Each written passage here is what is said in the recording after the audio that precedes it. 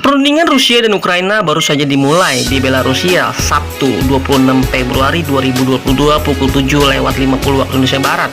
Perundingan baru saja dimulai di Belarusia antara delegasi tingkat tinggi dan Rusia dan Ukraina. Kedua pihak bertujuan mengakhiri konflik bersenjata antara kedua negara.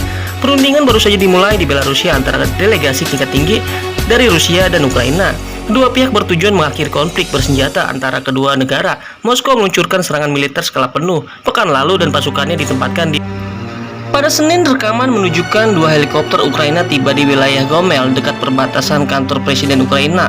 Volodymyr Zelensky mengatakan delegasi Kiev termasuk Menteri Pertahanan Alexei Reznikov, Kepala Faksi Hamba Rakyat yang berkuasa David Arhamya, dan Wakil Menteri Luar Negeri Nikolai Tohitsky serta beberapa orang lainnya. Tujuannya utama Kiev dalam pembicaraan genting dengan Moskow adalah gencatan senjata segera dan penarikan pasukan Rusia dari negara itu, ungkap pernyataan kantor Presiden Ukraina. Sekretaris Pers Kremlin Dmitry Peskov mengatakan Moskow tidak mengumumkan posisinya menjelang pembicaraan dengan perwakilan Kiev karena diskusi harus berlangsung dalam keheningan.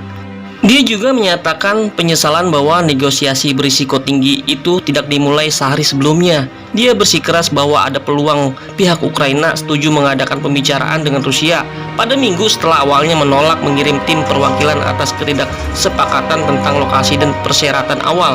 Kiev berpendapat tidak pantas untuk mengadakan diskusi krisis di Belarusia. Ukraina mengklaim angkatan bersenjata Moskow menggunakan wilayah Belarusia untuk melakukan serangan. Minsk bagaimanapun bersikeras bahwa pasukannya tidak memfasilitasi dalam operasi militer Rusia ke Ukraina. Presiden Rusia Vladimir Putin melancarkan serangan terhadap Ukraina pekan lalu menyusul permintaan dari para pemimpin Republik Rakyat Donetsk dan Lugansk yang baru diakui untuk memerangi apa yang mereka klaim sebagai peningkatan tajam agresi Ukraina.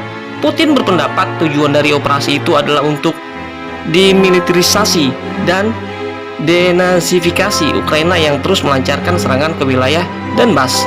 Tak lama setelah pidato Putin yang disiarkan televisi, serangkaian ledakan melanda situs-situs di seluruh penjuru Ukraina, termasuk instalasi militer dan lapangan terbang. Menteri Luar Negeri Ukraina Dmitry Kuleba kemudian mengatakan Putin baru saja meluncurkan invasi skala penuh ke Ukraina. Kota-kota Ukraina yang damai sedang diserang. Ini adalah perang agresi.